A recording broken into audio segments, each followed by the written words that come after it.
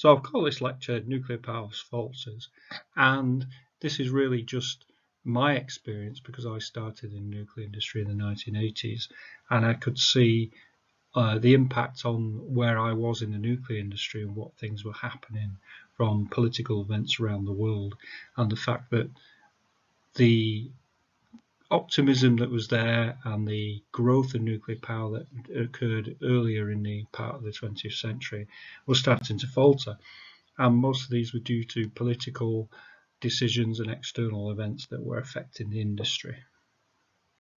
Let's just have another look at those questions I raised at the beginning of the lecture in terms of the driving forces for nuclear power and how it's been created and what might affect it in the future. We can see now that in the mid part of the 20th century, the driving force very much firmly went into the civilian era, and it was the nuclear power plant development and spread around the world as a means for generating electricity that was the main dominating force for any term that you might call nuclear. And we created large civilian nuclear corporations like Westinghouse and Framatome. And the driving forces there were development of secure, cheap electricity. That was the reason why countries wanted nuclear power. And then we saw that external events started to affect that, and therefore it wasn't just purely an economic issue. There were political opposition forces that were rising in the US, and there were things like the backlash against nuclear power as a result of things like accidents that occurred. It started with 3 Mile Island in the US in 1979. So I'll remind you of that peak, and we saw that growth of nuclear power through the 50s, 60s and 70s, peaking around about the early 1980s, and then a rapid drop off. And what we'll look at towards the end of this lecture is why we're starting to see this bounce back up in the last 10-15 years or so. And to a certain extent, this is driven by events. This is driven by political decisions that aren't purely to do with technology or economics. The 3 most important events in the last 30 or 40 years that have affected nuclear power are the accidents. So the first one I've already mentioned was 3 Mile Island in 1979, and that really sapped any public confidence in nuclear power in the US and really drove the political climate against new build and building of new nuclear power plants in the US. So it put pay to the expansion of that particular technology. In terms of the other two, Chernobyl and Fukushima, these have affected the expansion of nuclear power worldwide. 3 Mile Island was localized. There was no real release of any radiation and no effects to anybody outside of the actual building itself, whereas these affected the environment. Nearly every country around the world, certainly in Northern Europe, was affected by fallout from Chernobyl, and there's large areas surrounding Fukushima that's been affected by that, and obviously that's connected with the cleanup operations that are ongoing there. Very, very different in the causes though. Chernobyl was a man-made accident. It should not have happened. It was created by a very restricted environment and a lack of safety culture due to the political situation. It was the USSR. And the actual technology itself was inherently safe. The type of reactor, the RBMK, that was built and operated in the Soviet Union at the time would not have been built in the West. It would not have been operated. It had technologically difficult flaws in that meant that it was unsafe right from the word go. And if you want a really good insight into perhaps why that was the case, the actual TV miniseries is actually quite good. It does a very good job of explaining the technology and the technical aspects of the accident, and also gives you a really good sense of the political situation at the time. Fukushima was very different.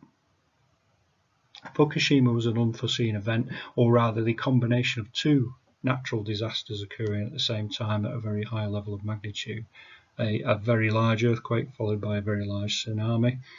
And whilst the actual reactor technology itself was able to cope with that, for example, a unit 5 or 6 kilometers up the coast built at exactly the same time, of exactly the same type, it was a Generation 2 Westinghouse PWR, survived.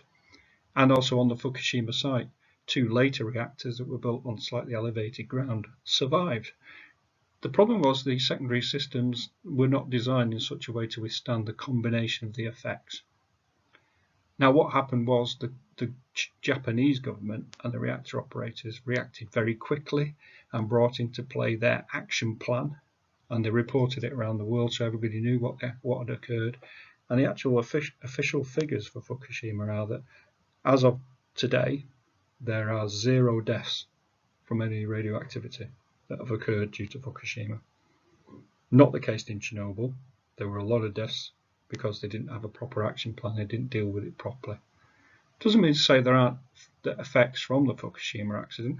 What it did do, it meant that regulators around the world were forced to revisit their safety cases in terms of what they were asking reactor operators to do with respect to protection against natural disasters, things like earthquakes, things like tsunamis.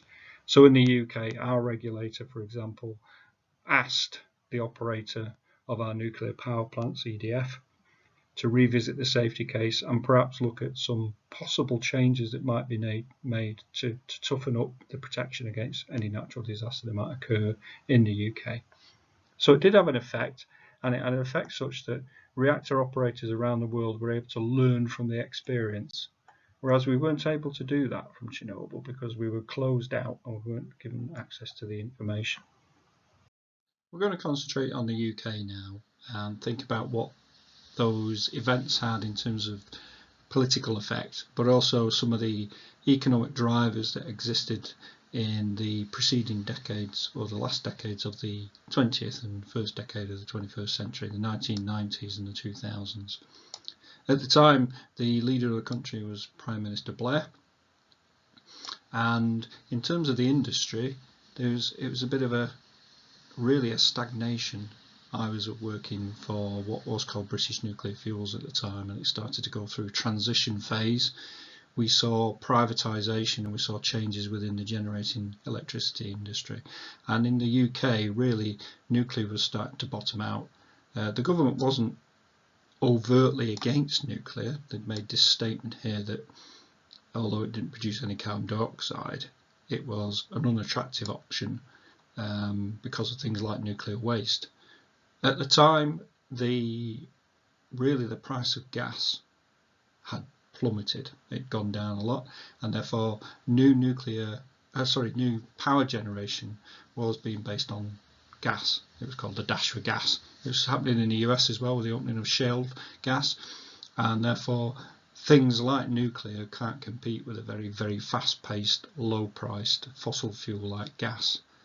And also the historical problems had grown up at Sellafield, for example, with historical waste and legacy waste, and they hadn't been dealt with up to that point, and therefore the government had to get to grips with that.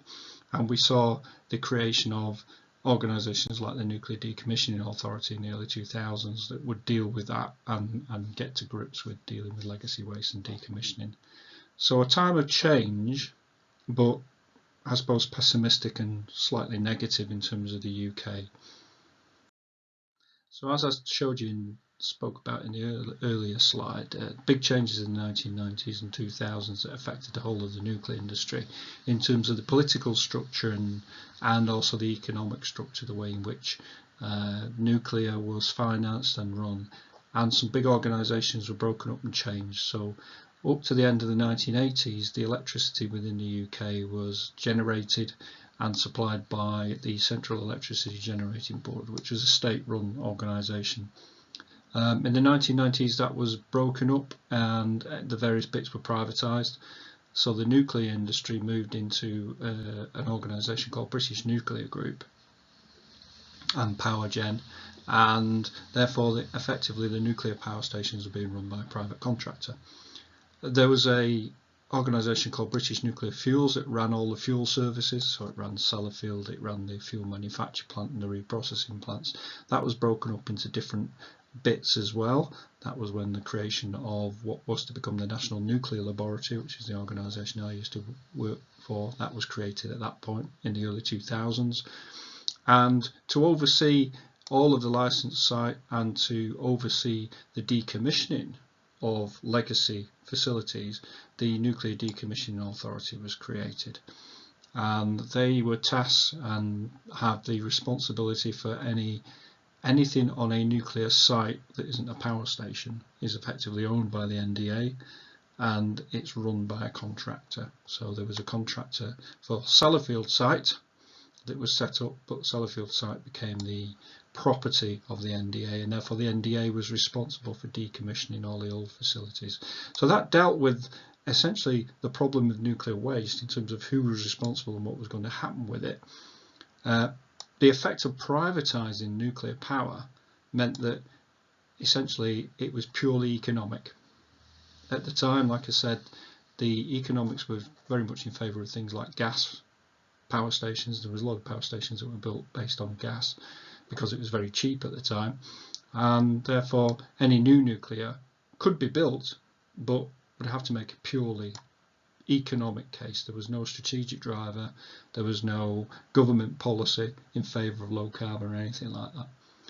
Very, very similar things in the US, where Westinghouse and GE had been tackling with the problem that the orders in the US market for new nuclear dried up in the early 1980s after 3 Mile Island, and therefore the companies themselves, Westinghouse and GE, had gone through a series of takeovers and were now owned by different companies.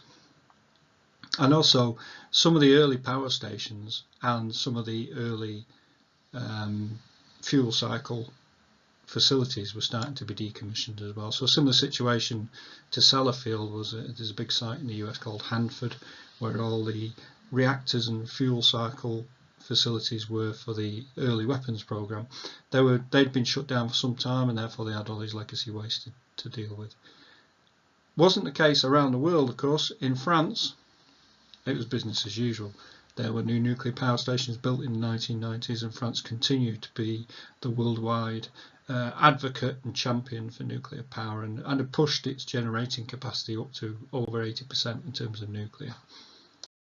Around about the time that it was stagnating in the West and North America in the 1990s and 2000s, with the exception of France, what we see around the world is a different picture. So we see in the Far East, and specifically Japan, China and South Korea, we see the creation of large fleets of reactors, and very much a view that nuclear is something that's very important to supply safe, secure and economic power. And I suppose it's a similar type of attitude that we saw in the 1960s and perhaps the early 70s in Western Europe and the US. So here's some diagrams of build programs in China and Japan. You can't see the dates and you don't have to worry about the details specifically, but round about the 1980s and the 1990s and into the 2000s, we see Japan creating a fleet of quite a number of nuclear power plants that pushes their generating capacity up to over 40%. We see in China in the start of the 1990s and then into the early 2000s a creation and a build program that's going to push their generating capacity up to a target of something like 20%. And in fact we've seen them continue on further with that. And they've done this, both countries have done this by essentially licensing technology. In the case of Japan, one of the large corporations, Hitachi, took over General Electric, became GE Hitachi, and basically got all the design information and experience for building boiling water reactors. So Japan is now probably the leading exponent of boiling water reactors. In China and South Korea it was the pressurized water reactor, and China and the South Korean generating companies were able to license technology from Westinghouse, and the latest design of the Westinghouse reactor had been developed, generation 3, called an AP1000.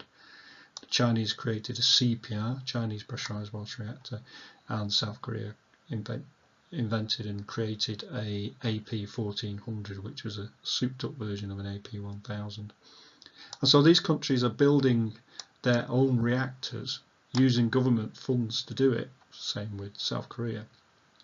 But they're creating their own technology by licensing and building on the experience and valuable knowledge that's been created primarily in the US manufacturing and reactor design companies.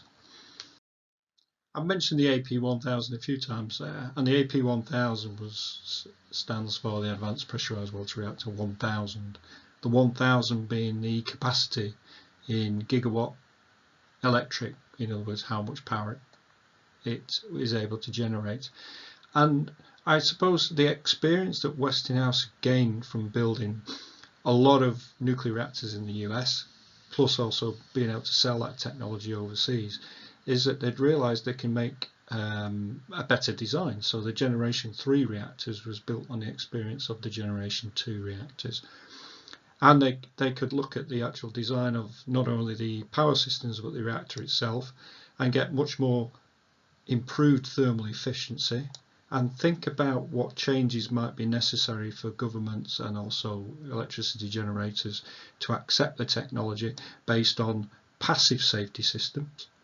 So they'd learned from the experience of things like 3 Mile Island, for example, in terms of not relying on operator intervention to stop something from happening, but having the design itself that essentially shuts itself down. The French had cracked the problem of having a standardized design, and therefore Westinghouse did the same thing. So there's a single design of reactor that comes out of Westinghouse, and they were able to sell that technology to the Koreans. And if you look at the way the Koreans have built their own reactors, they're very much modularized the process of production, and they're probably producing the cheapest reactors in the world in terms of the way that they can do that. Another thing is that the capital cost of a nuclear reactor is high, but the potential life is very long, and therefore you can design a reactor now that, especially the current wave of reactors, it will operate for at least 50, 60, possibly even 70 years. So therefore the economics are very long term, and if you have the funds available to build a reactor, then you are guaranteed long life of cheap, economic and secure electricity generation. So some countries like Japan, especially China and South Korea, who have access to large amounts of capital from government funds, nuclear power is very attractive to them. And in terms of the way in which the construction occurs, modularizing that construction so you can speed it up was one of the key features of the type of developments that Westinghouse were able to do for their reactor. Here's a diagram of the type of improvements that Westinghouse were able to make, moving from their Generation 2 pressurised water designs that were the bulk of the US fleet, and were also the type of design at 3 Mile Island, to their newest design of the AP1000. We can see there they've reduced the number of valves, the number of pumps, especially safety grade pumps, less piping. These are all components that make up obviously the bulk of the reactor in terms of being able to get the hot water around the system and generate steam. Having less valves means that you're reducing the complexity. There's less things to go wrong. A valve is a point of failure and therefore potentially might cause a problem, which is one of the root causes of what happened at 3 Mile Island. Safety grade systems cost a lot of money. They are systems that must continue to operate in their full capacity after a major incident like an earthquake, and therefore there is a lot of redundancy built into those. So reducing those and being able to have your reactor less complicated and more streamlined means you can reduce the cost of it, and also it makes it a lot easier to build as well. A lot less pipe means that obviously there's a lot less complexity and less things to go wrong. There's less chance of having a blockage, and perhaps there's less chance of having something that ruptures or fractures in the case of a major incident like an earthquake. And that means that the whole building itself is smaller, and obviously small means less cost in civil engineering, mechanical engineering, electrical engineering. There's less cables, there's less instruments to be wired up, and therefore you can reduce the unit cost. And in fact that's what you saw in terms of the levelized cost, which is a way of calculating how much electricity costs over the lifetime of a power plant. The levelized cost of nuclear has been coming down since the 1980s as manufacturers and designers like Westinghouse for the AP1000 have worked out how to make nuclear reactors far more efficient and less complicated. And here's the overall example of how the building has been reduced. So there's a graphic of what a typical AP1000 power station might look like in terms of there's the reactor building there. That would house the reactor pressure vessel, for example. There's all the turbine building where all the main electricity generation equipment is. That's the non-nuclear part, and obviously there's the various bits of building associated with operating reactor like the water coolant system and the fuel storage facilities.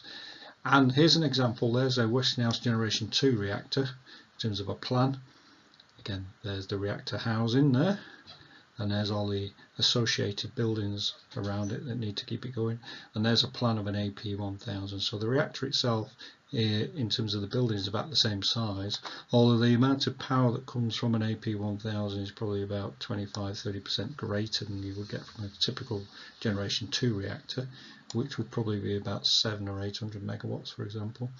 But you can see by reducing the complexity, the amount of building work around it has come down, and therefore the actual cost, and especially the cost per megawatt, has come down as well. By the mid-2000s, we see then that really the technology for building water-cooled reactors certainly has matured. The number of reactors that have been built is in the 200s, possibly more than that, around the world, not just in the US, but in places like France, Japan, China, South Korea.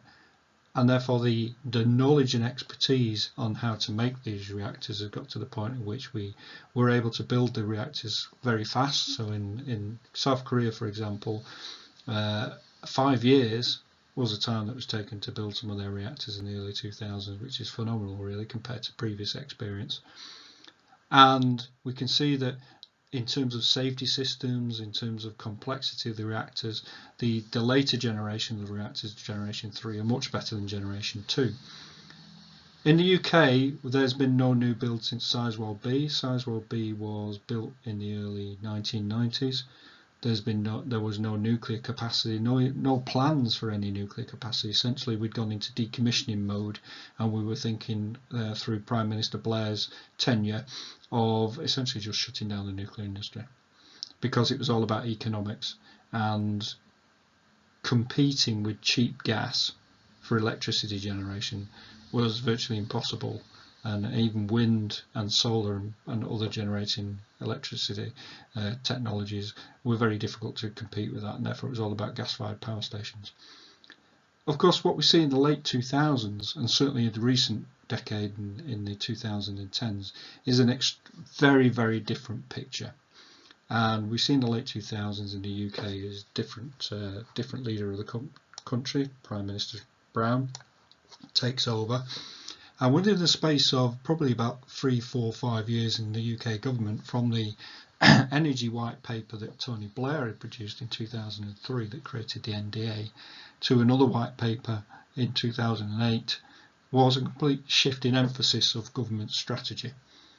And it was all about the international recognition that global warming and climate change was probably the biggest existential threat that we needed to deal with.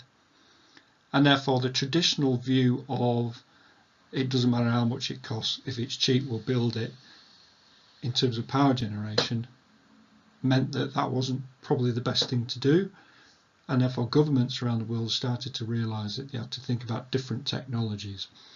And that, I suppose, changed the view within the UK government, because the UK government then started to commit into different targets. Originally there was a 2020 target, which was 20% reduction by 2020, and then there was a longer term goal that was signed up with 2050, where the carbon emissions would be cut by 80% by 2050.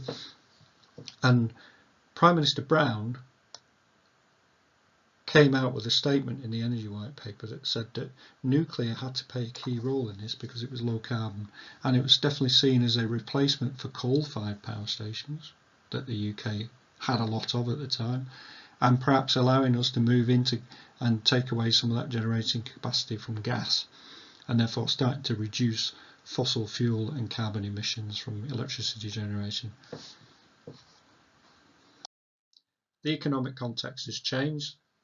The view politically has changed for nuclear power in the mid-2000s, and we now see as a country, as a political strategy, that nuclear power is a low carbon technology and is going to help us battle the bigger threat, which is carbon dioxide, climate change.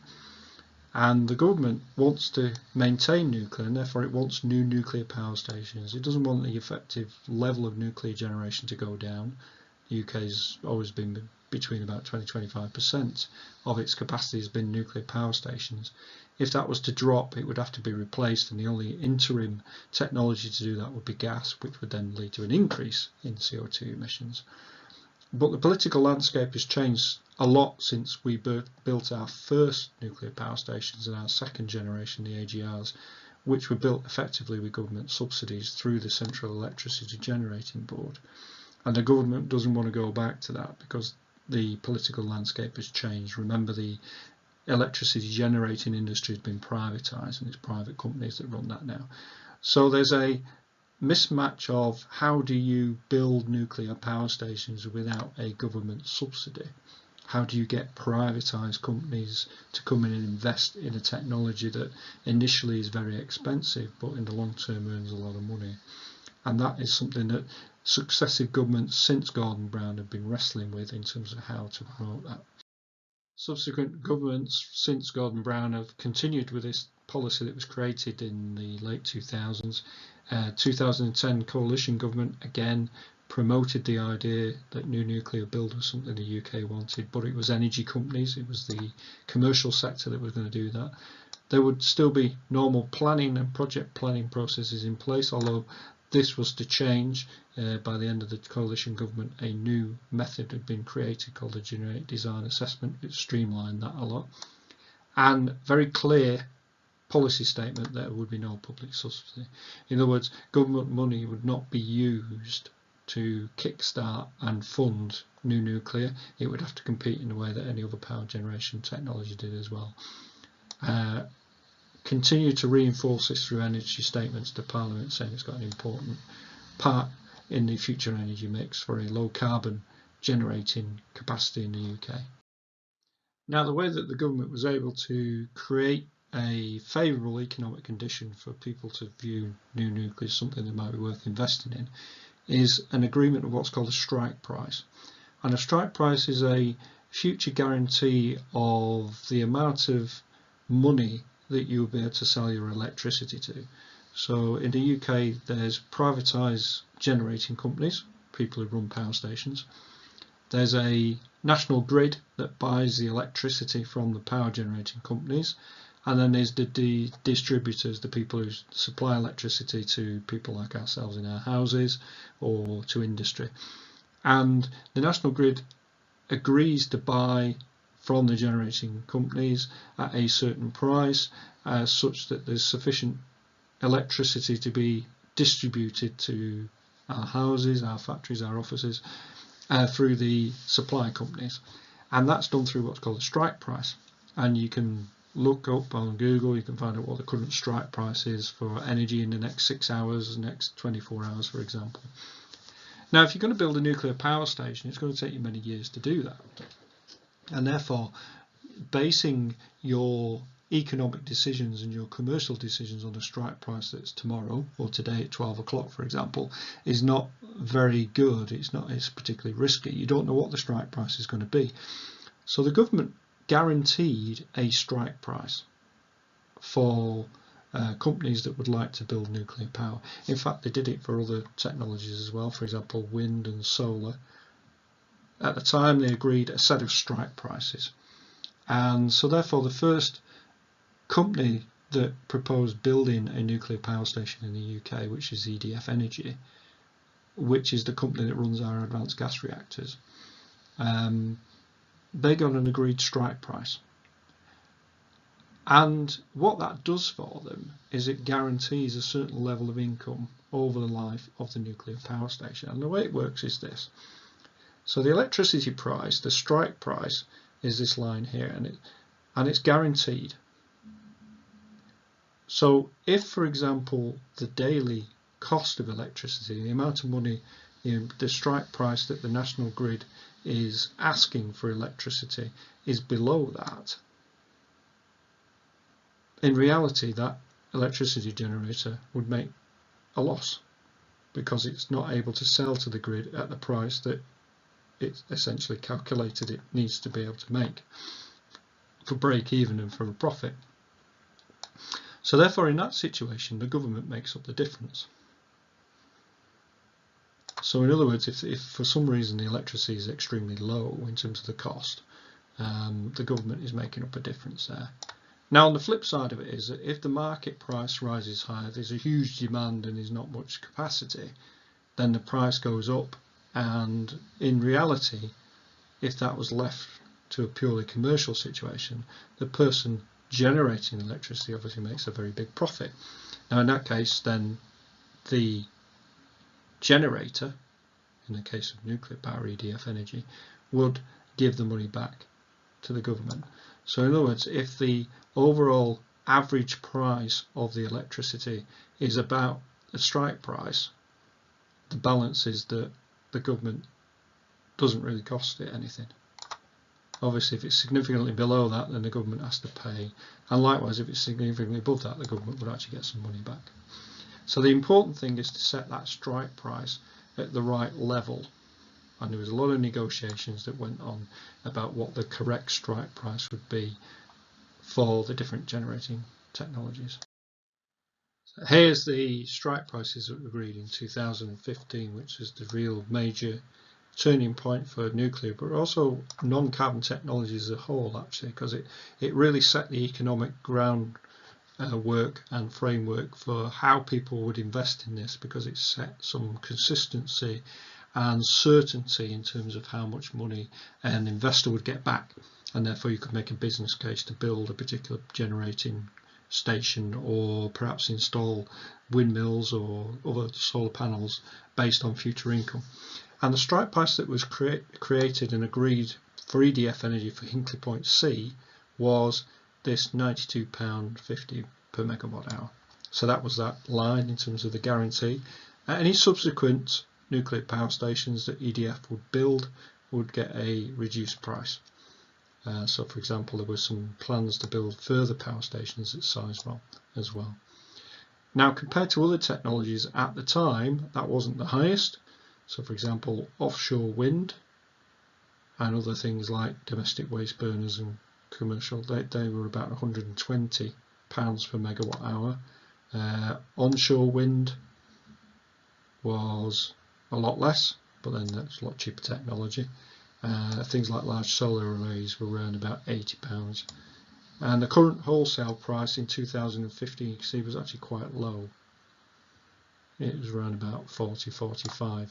Now you might say, well, hold on a minute, why would the government guarantee a price of electricity that's usually greater than what the current price was? And this was one of the controversies of this decision at the time, was that people were saying, why has the government done that? It's just too expensive. What the government was doing was projecting the future cost of electricity. So that's 2015 cost. But of course they needed to work out and think about what would be the cost of electricity in the 2020s, the 2030s, the 2040s, etc., etc., because there was an expectation that energy costs would rise significantly as we moved away from cheap gas, and therefore the cost of electricity would more than double, and therefore these actual strike prices compared to that analysis are actually quite beneficial. I mentioned levelized cost before as a way in which you could compare the cost of different types of projects, and especially things like building a new power station, for example. And levelized costs allows you to work out and compare something that has a longer lifetime than something else by essentially calculating the whole of the cost over the lifetime of the project and dividing by the number of years. and it gives you an equivalent per year cost, I suppose, or based on the same level, in other words, levelised. The government has done this a number of times to try and work out and set a strategy to make sure that it's promoting technologies that are seen as not being too costly, and it also helped it a great deal in terms of determining what a sensible strike price would be as well. And this recent study, or the most recent study that I've got access to, was done in 2012 and was based on projects that might start in 2018. And it calculated the levelised cost at the time for different technologies that were carbon free. So there's nuclear, there's onshore and offshore wind, there's things like biomass, and there's also solar. And you can see based on this, the central estimate, and there's always a lower and a higher estimate, a range that goes with it. The central estimate is very favourable for nuclear. And we'd seen that with the Westinghouse designs reducing the cost, and also the French were doing a similar thing with their reactors, is that the actual cost to build a nuclear power plant was coming down and the lifetime was extending, and therefore a levelised cost was reducing, and therefore it's very favourable in that regard for nuclear power. Solar was quite high at the time, and certainly offshore wind, which was the next best thing compared to nuclear for large generation. We've seen subsequently that these two types of technologies have reduced their costs, and therefore the levelised cost has come down. But nuclear is still very competitive with these types of technology, and therefore it's seen as very attractive for carbon-free electricity generation.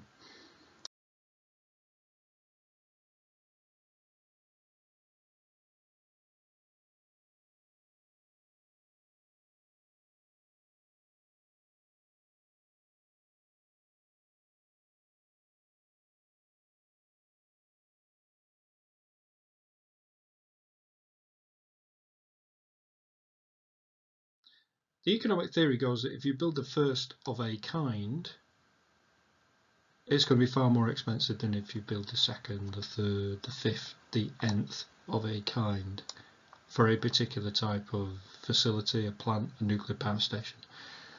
And the reason is that all the costs to develop that technology, all the R&D that's gone into it, all the costs to design it for the first time and understand how the design works, and in the case of nuclear power, the cost to license that technology and prove that it's safe to operate with our regulator, has gone into that first of a kind, the first one. When you build the second one, you don't need to do the R&D. The engineering design, you can base it on the first one and perhaps just change any site-specific things. And the regulator, you've already been proven the case that the technology is safe, and therefore it's just specific things to perhaps do the actual build program that you need to make, and therefore the cost should come down significantly, and therefore the nth of a kind should be a lot cheaper. There's also a big difference between the type of technology you're trying to bring in for the first time. Perhaps you're bringing in a AP1000, which is based on knowledge of generation 2 technology and therefore is evolutionary. So it might be the first AP1000, but it's not the first PWR, because we've already built one at Sizewell B, and the Americans have built many of them, the Chinese, Japanese, Koreans, for example, have built a lot as well. And therefore the first of a kind cost for evolutionary designs is much different than revolutionary. So the first fast reactor, for example, will be a revolutionary design, and therefore you would expect the first of a kind cost for one of them to be quite high. And we saw that in terms of the strike price that was agreed with EDF Energy. The first of a kind cost, the strike price was higher for Hinkley Point C than it would be for further power stations that EDF Energy would build. And therefore the government recognised this theory of first of a kind cost versus nth of a kind cost, with the idea that you would build a design of a nuclear power station and copy that. And that's the theory. Well, will that occur in the UK? Will we get cheaper nuclear power stations as we start to build the same number? And will that bring the cost down overall even further and give us an even better levelised cost? Well, we can do a little historical analysis to see whether or not this happened already and whether or not certain places around the world. There's a very good paper that details all these here. I'll give you the reference. Let's look at the US. There's all the power stations that have been built in the US, and they've been colour coded to blue is pre 3 Mile Island and red is post 3 Mile Island. And you can see the trend there is definitely not nth of a kind is cheaper than first of a kind. These are the first of a kind here, and the nth of a kind are even more expensive. In fact, what we see there is the effect of a nuclear accident on regulation, and the regulator in the US requiring more and more safety systems, more and more detailed, perhaps more and more complexity and control systems being added into a design and making it more costly. Let's look at France. Again, 3 Mile Island pre, post 3 Mile Island, and about the same. In other words, the French pretty much got it right first time in terms of the way they set up their strategy for building their nuclear reactor fleet, and just continue to put out similar designs, similar costs throughout the build program that they had. Now, the country that has seen a reduction is South Korea. And overall, over their build program, we've seen cost reductions come down, and in some cases greater than 10% reduction. So their nth of a kind is in some cases more than 10% cheaper than their first of a kind technology.